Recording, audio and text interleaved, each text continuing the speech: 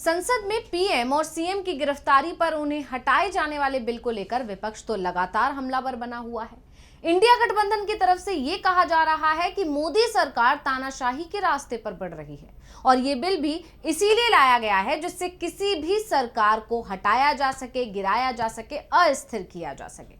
तो विपक्ष के नेता और जिन राज्यों में विरोधी दलों की सरकार है उन्हें तो पहले से ही सीबीआई और ईडी के जरिए निशाना बनाया जा रहा है, लेकिन अब पीएम मोदी के निशाने पर अपने आ चुके हैं, खास तौर पर नीतीश कुमार और चंद्रबाबू नायडू को लेकर तो यह भी कहा जाता है कि उनके खिलाफ पहले से ही कई मामले चल रहे हैं, इसलिए वो मोदी सरकार के खिलाफ खुलकर बयान देने से बचते हैं।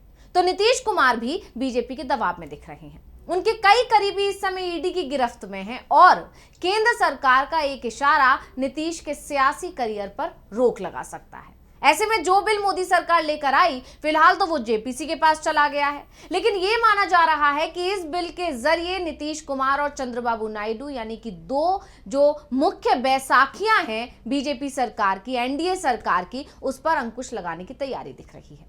यानी सरकार का संकेत साफ है कि अगर केंद्र से टकराने की कोशिश की तो खुद का भी वजूद नहीं बचा पाएंगे। पहले जहां जेडीयू की तरफ से पीएम मोदी के बिहार दौरे की खबर मिलते ही सीएम पद की दावेदारी के बयान शुरू हो जाते थे, वहीं इस बार जब पीएम मोदी गया जी पहुंचे तो इस तरह के कोई बयान देखने को नहीं मिले, सुनने को नहीं मिले, यानी बयान गायब थे। उल्टा पीएम मोदी ने ही सीएम और मंत्रियों की गिरफ्तारी के बाद उन्हें पद से हटाए जाने वाले बिल का हवाला देकर साफ कर दिया कि उनके निशाने पर कौन है। तो क्या पीएम मोदी ने नीतीश को मंच से ही दे दी धमकी? आज हम इसी को लेकर अपनी स्पेशल रिपोर्ट में करेंगे बात। नमस्कार, मैं हूं अंशिता। पीएम मोदी बिहार पहुंचे और मंच से उन्होंने नीतीश कुमार को सख्त संकेत दे दिया कि पलटी मार सियासत अब और नहीं चलेगी। अब पीएम मोदी के तेवर देखकर जानकारों का कहना है कि विपक्ष अभी तक जो दावा कर रहा था वो सच साबित हुआ।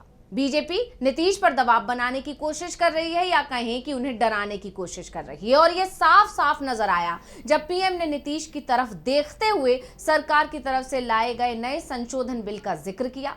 मोदी ने नीतीश को इशारों में समझा दिया। ऐसे दावे तब किए जाने लगे जब पीएम मोदी ने गया जी पहुंचकर नीतीश के सामने ही नए संशोधन बिल का जिक्र कर दिया। पीएम ने कहा, अब भ्रष्टाचारी जेल भी जाएगा और कुर्सी भी जाएगी। क्या बोले थे मोदी, पहले सुन लेते हैं। साथियों, संविधान हर जनप्रतिनिधि से ईमानदारी और पारदर्शिता की उम्मीद करता है। हम संविधान की मर्यादा को तार तार होते नहीं देख सकते। इसलिए एनडीए सरकार भ्रष्टाचार के खिलाफ एक ऐसा कानून लाई है जिसके दायरे में देश का प्रधानमंत्री भी है।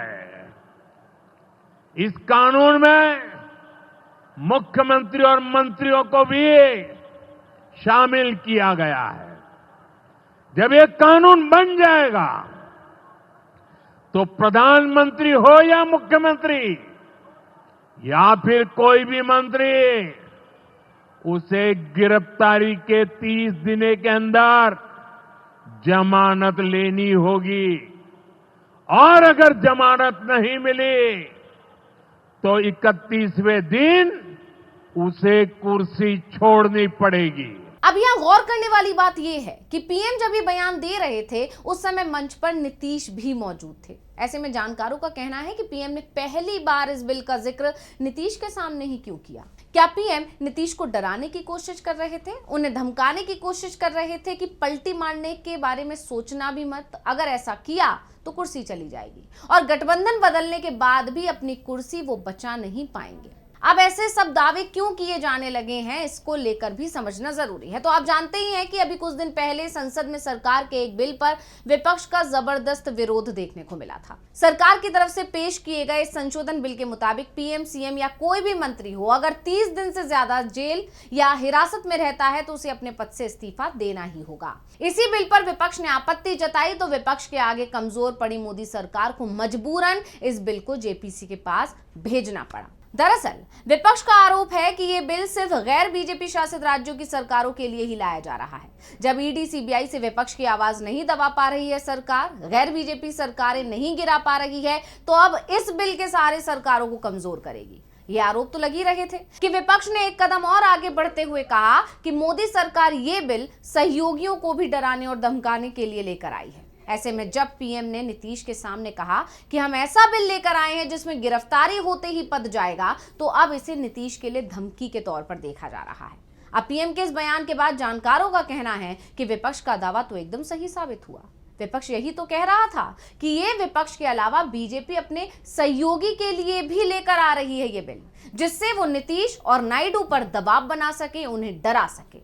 अगर इन्होंने कभी भी एनडीए का साथ छोड़ने की कोशिश की तो इनकी फाइलें खुलवा दी जाएंगी। हाल ही में तेजस्वी यादव, जो बिहार में विपक्ष के नेता हैं, उन्होंने भी ऐसा ही आरोप लगाया था। उन्होंने तो यहां तक कह दिया था कि ये बिल नीतीश कुमार और चंद्रबाबू नायडू जैसे मुख्यमंत्रियों को ब्लैकमेल करने और परेशान करने के लिए ही लाया जा रहा है। क्या कुछ बोले थे तेजस्वी, सुनिए। मुख्यमंत्री हो, मंत्री हो, कुर्सी चली जाएगी। देखिए, ये एक नया तरीका है लोगों को ब्लैकमेल करने का।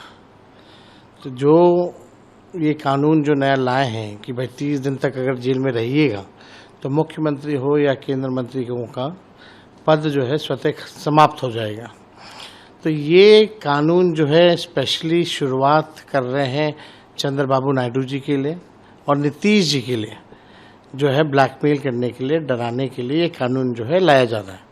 ये लोग जो 400 पार का नारा जो बोलते थे और गिर करके आ गए और दूसरी पार्टियों पे जो मजबूर होना पड़ गया, उसलिए ये तरकीब अमित शाह जी ने निकाला है।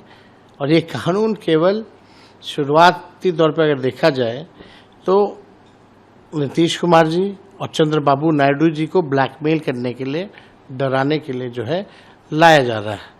आप भी जान रहे हैं कि कई नीतीश जी के साथियों पर, अधिकारियों पे, खासम खासों पर ईडी, सीबीआई, इनकम टैक्स लगी हुई है। चंद्रबाबू जी के पीछे भी जो है एजेंसियां जो है लगी हुई हैं।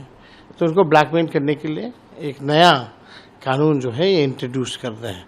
इन लोगों का काम ही यही है कि नए नए तरकीब जो है लाओ और ब्लैकमेल करो, कानून बनाओ, ब्लैकमेल करो।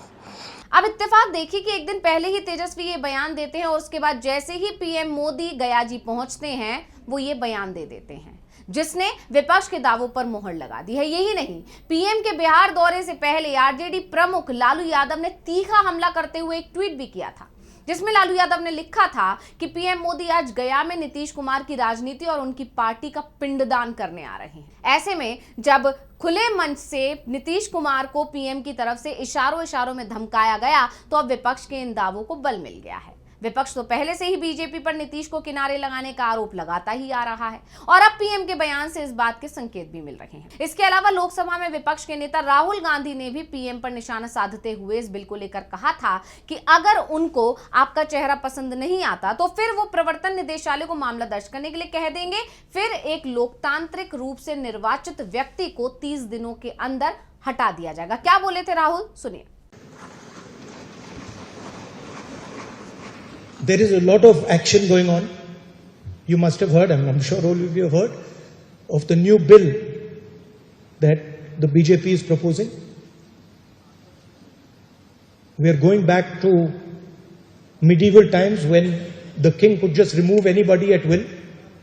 There's no concept of what an elected person is. He doesn't like your face, so he tells ED, put a case, and then democratically elected person is wiped out within 30 days. This is new. इसके अलावा इस bill पर राज्यसभा के सांसद कपिल सिब्बल का भी बयान आया था। उन्होंने कहा था कि ऐसा लगता है कि इस विधेयक का उद्देश्य विपक्षी मुख्यमंत्रियों और विपक्षी मंत्रियों को निशाना बनाना है। क्या बोले थे, सुनिए। So it seems that the intent of the bill is to target opposition chief ministers, opposition ministers, because the Home Minister himself knows that he has been very kind towards his own ministers. वहीं RJD से मनोज झा ने कहा था कि मुझे लगता है कि ये एक तरीका है कि जहां आप चुनाव नहीं जीत सकते वहां आप अस्थिर कर दीजिए। क्या बोले थे मनोज झा, सुनिए। साथियों को भी और सबको गौर से देखना चाहिए। एक्यूज्ड और कन्विक्टेड का पूरा फर्क मिट गया। जिस तरह से ईडी के बारे में सर्वोच्च न्यायालय की टिप्पणी थी कि आप राजनीतिक गेम का हिस्सा बन रहे हो, उसके बाद आपको क्या लगता है किसी को पीएमएलए में फिक्टिशियस डाल दो, 30 दिन नहीं आया वो पद, तो ये एक तरीका है कि जहां आप चुनाव नहीं जीत सकते वहां अब आपको हाउस ट्रेडिंग नहीं करना है, टॉपल कर दो, अनस्टेबल कर दो। और मुझे तो लग रहा है कि गृह मंत्री जी के दिमाग में अपने भी दल के कुछ लोगों को निपटाने की योजना है। यानी साफ है कि पीएम मोदी ने बिहार पहुंचकर इन तमाम आरोपों पर मोहर लगा दी जो कि विपक्ष की तरफ से लगातार लगाए जा रहे थे। अब देखना यह होगा कि नीतीश कुमार इस पर कोई प्रतिक्रिया देते हैं या नहीं देते हैं, कोई एक्शन लेते हैं या नहीं लेते हैं। तो स्पेशल रिपोर्ट आपको कैसी लगी हमें कमेंट करके अपनी राय जरूर दीजिएगा। इसी के साथ मुझे दीजिए इजाजत। देखते रहिए डीवी लाइव। नमस्कार।